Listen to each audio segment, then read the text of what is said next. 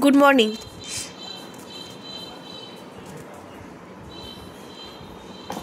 পাত্তাই দেয় না, বললাম গুড মর্নিং।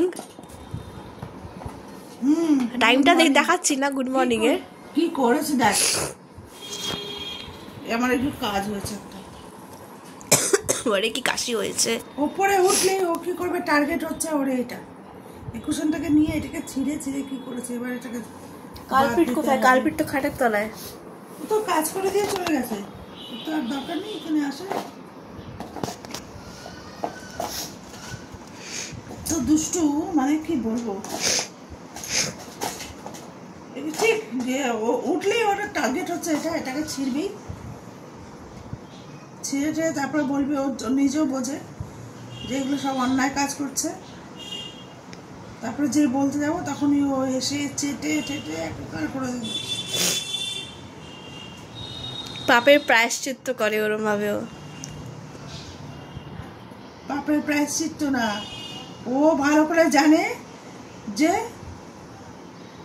এখানে আমি কি কাজ করলে তাহলে আমাকে এখানে আর বকবে না।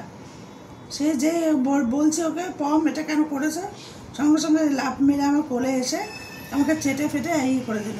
তার মানে ও ঠিক আমার রাগটাকে ও ঠিক হালকা করে দিল। এগুলো ও খুব ভালো বোঝে। তোর সঙ্গে থেকে থেকে শিখে গেছে। এই আমি কি করেছি? তোর সঙ্গে থেকে আমি এসব পারি না করতে। আমি কত ইনোসেন্ট বলো তো। নিশ্চয় নিশ্চয়, তুই তো কিছুই পারিস না। এগুলো বললাম তো, তোর থেকে শিখেছে এগুলো, তোকে দেখে দেখে এগুলো শিখে গেছে। এরম বলছো তো মা, আমার শরীরটা খারাপ। শরীর তো আমারও খারাপ। কি হয়েছে? এই চশমাটা পড়তে হবে, দেখা যাচ্ছে না। চশমা দেবো? দিচ্ছি। সেলাই চলছে। কি আর করবো বল।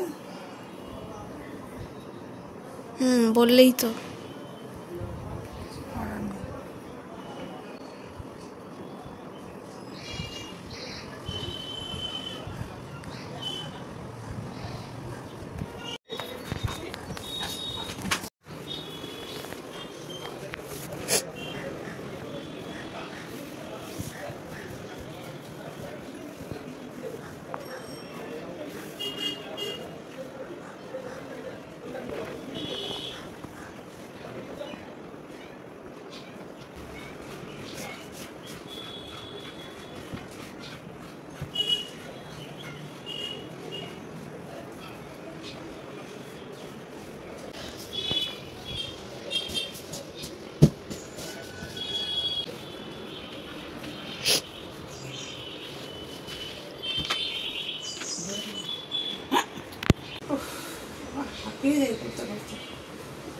ফর্ম কোথায়?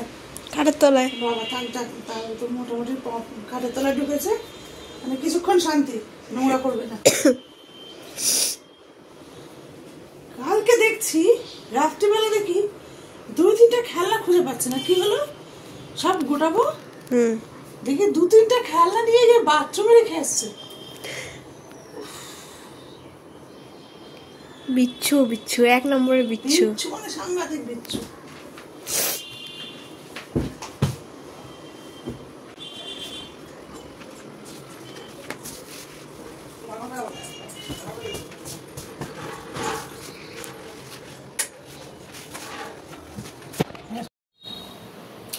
আসো আসো আসো, আচ্ছা আচ্ছা আচ্ছা, তুই এখানে আসো, এখানে আছো, আমার কাছে আছো।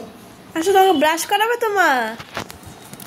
এই যে এই যে এই যে এই যে এই যে পম।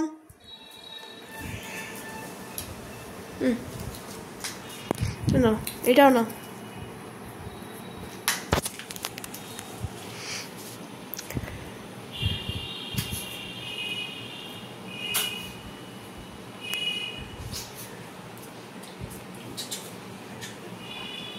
ছড়া বাবা, ছড়া বাবা,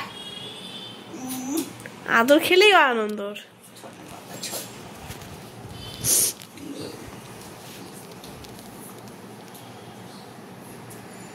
আজকে সকাল থেকে একটু আদর কমই করা হয়েছে ওকে। কেন? আদরটা করা হয়নি। সকালে বাবা ইয়ে করলো, তারপর বাবার সব রেডি করে বাবা অফিসে গেল। আচ্ছা, বাবা অফিসে গেল, এদিকে তারপর দেখছে ও উঠেছে, উঠে ও যাতায়াতে ও ডেন্টাস্টিক খাওয়ার এটা নিয়ে নিয়েছে, নিয়ে ওটা খেয়ে তারপরে দেখছি পম গেল কোথায়, পম পম করছে, পমের এখন আওয়াজ নেই, যাতায়াতে পমের খাটের নিচে গিয়ে ঢুকে পড়েছে। ওখানে তো আবার কিছুক্ষণ ঘুমটা দেয়, ঘন্টাখানেক ওখানে ঘুমিয়ে নেয়, ঘুমিয়ে টুমিয়ে তারপরে বের হলো। এদিকে আমি কাজ করছি। তো সেই জন্য আজকে আমার ব্যস্ততা একটু বেশি, আমার ব্যস্ততা বেশি থাকার জন্য ওকে আজকে আদর করা হয়নি ঠিকঠাক মতো, সেই জন্য আদরটা পাওনা ছিল, তাই না বাবা? আদরটা এখন করে দেবেন না, ওরা পারছে না।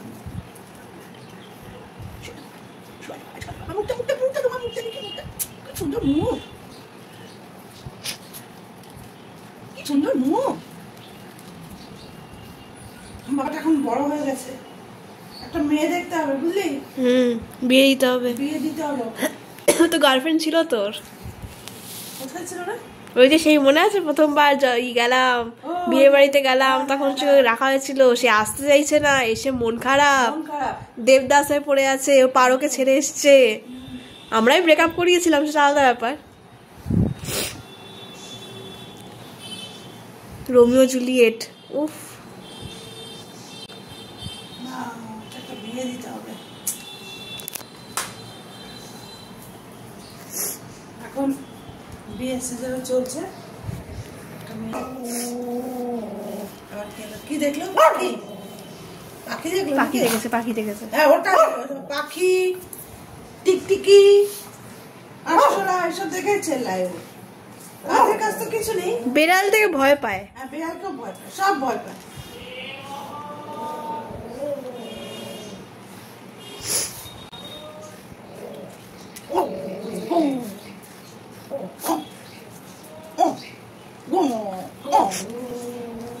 হ্যাঁ, পাড়াতে তো নাম পেয়েছি একটা, পাড়াতে সবাই সালমান খান বলে রেখে জানিস? হ্যাঁ, বাবা বলে না, ওকে সন্ধ্যাবেলা বিয়ে করতে নিয়ে যাবে, তো সবাই দেখবে আর ডাকবে, এই সালমান খান কোথায় গেল, সালমান খান এখনো বেরোচ্ছে না। একদিন আমি দাঁড়িয়ে আছি বারান্দায়, আমাকে বলছে সালমান খান কোথায়, প্রথমে তো বুঝতে পারিনি সালমান খান কে, তারপরে বাবাকে বলছি এরকম দেখো আমাকে সালমান খান, আরে সালমান খান তো ফোমকে ডাকে কেন, ও যে বাড়িতে পাড়ায় গিয়ে ওস্তাদি মারে, কোলে থাকে, কোলে কোলে কোলে চড়ে তো ওস্তাদি মারে, কোল থেকে নামিয়ে দিলে ওর সাহস সব বেরিয়েছে, তখন বেরিয়ে যাবে, ওই জন্য নাম দিয়েছে সালমান খান। আরামের মতো একদম রাজার মতো বসে আছে, তোর বল একেবারে।